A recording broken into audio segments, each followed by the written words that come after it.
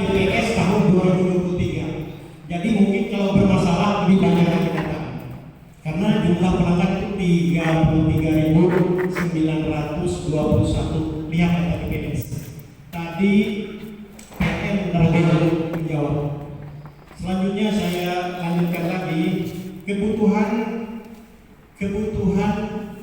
KWH tahun Desember 2024 itu 7.266.665 buka PPS. 7.206. Sekarang pertanyaan saya berapa KWH? Ini setiap bulan yang jalan saat ini. Kalau konsumsi, Pak ya, ini konsumsi secara keseluruhan yang tidak yang di bawah URP Buntok artinya ada di wilayah lain juga Bartim dan lain-lain. Tadi rata-rata Pak satu bulan sekitar 10 juta. Itu dan Bartim. Kalau Barsel ini data BPS-nya 7 juta, 7.666.000. Gitu ya. Coba BPS. Itu 1 tahun ya? Bukan 1 tahun. 1 bulan Desember 2024. Oh mungkin. Bukan mungkin, tapi datanya ini kan sudah dipublikasikan. Yang terbaru kan belum dirilis. Kenapa tadi tidak dijawab dengan jelas? Ya karena kami apa ini namanya pengolahan data ini masih ini Pak, karena di wilayah Barsel sendiri itu kayak Makati, kemudian di Dusun Hilir itu masuknya di wilayah PLN Tamiang. Jadi ada irisan-irisan, tidak semua wilayah Barito Selatan itu masuk di wilayah URP Buntok. Seperti itu Pak. Ya makanya akan datang untuk meningkat pelayanan informasi itu penting. Termasuk jumlah pelanggan. Saya ini bicara bukan Bartim, bukan Kapuas, bukan wilayah khusus di Barito Selatan.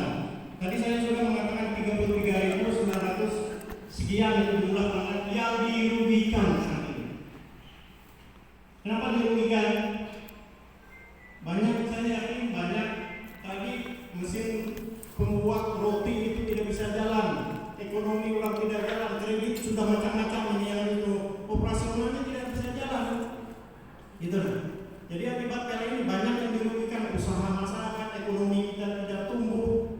Mungkin anak masih bertambah ya, karena sering dirap lampunya. Jadi ini saya kalau bicara data kita bisa tinggal cari aja. Tapi yang jelas ini pelanggan ini dirugikan. Saya minta komitmen dari kawan-kawan yang lain sampai kapan ini yang hidup mati ini mati ini. Supaya kita bisa menghitung gitu. Kalau 1 bulan lagi tambah parah lagi. Kami rapat PAD aja didanai para pedagang warung tidak bayar pajak. Usahanya mati lagi lampunya. Drop PAD kita. Semuanya terdampak. Ada efek semua. Jadi ini tolong kerja kita. PLN ini sebenarnya harus bagi kepastian. Karena hubungannya itu ada dengan roda ekonomi. Itu tadi. Kira-kira itu yang saya sampaikan. Wassalamualaikum warahmatullahi wabarakatuh. Sekian dan terima kasih. Waalaikumsalam warahmatullahi wabarakatuh. Oke, sebelum saya persilakan teman. Target normalisasi tidak tercapai, siapa yang bertanggung jawab dan bagaimana bentuk pertanggungjawabannya.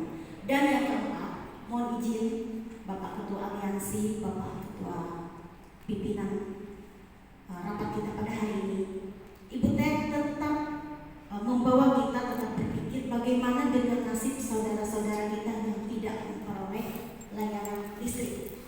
Sehubungan dengan itu kami ingin bertanya supaya tidak memuntahkan semangat kita untuk tetap memperjuangkan menerangkan desa-desa di Barito Selatan. Apa langkah jangka panjang PLN untuk meningkatkan keandalan sistem kelistrikan di Kabupaten Barito Selatan untuk kedepannya? Jadi tidak menjadi alasan kedepannya karena daya tidak cukup sehingga desa yang menjadi prioritas kita dua desa itu sehingga gagal untuk penerangannya. Jadi panjang lebar sudah penjelasan, kami berusaha untuk memahami. Namun ada 4 itu yang ingin kami perlu jawabannya karena sehubungan nanti mungkin dengan yang disampaikan oleh Pak Irawan saja teman-teman, beranikah pada hari ini PLN berkomitmen untuk tidak melaksanakan pemadaman. Jadi kita bertanya setelah ada komitmen ini ke depannya setelah benar-benar normalisasi tidak terulang lagi hal ini kembali. Terima kasih, demikian. Kami mengusulkan terkait yang disampaikan oleh Bapak tadi masih desa di Kabupaten Bogor Selatan yang belum menikmati listrik. Pertanyaan saya, kalau 4 pembangkit listrik yang koneksi antara Kalsel Kalteng ini sudah normal, apakah kita ini surplus daya minus sehingga nantinya kami bisa memberikan informasi kepada masyarakat, karena masyarakat bertumbuh harapan kepada kami untuk ini diperjuangkan. Jadi kami bisa memberikan masukan bahwa mohon maaf buat kalian belum bisa dipasak karena kita minus tidak mampu daya kita kalau mengalirkan. Kalau dia surplus nanti bisa juga kami memberikan informasi kepada masyarakat. Itu yang pertama. Yang kedua, setelah saya simak seperti yang disampaikan dari kawan-kawan aliansi maupun kawan-kawan anggota DPR, harapan kita tentu sama. Kami ingin meminta kepastian terkait dengan permasalahan yang ada. Apakah sampai kapan?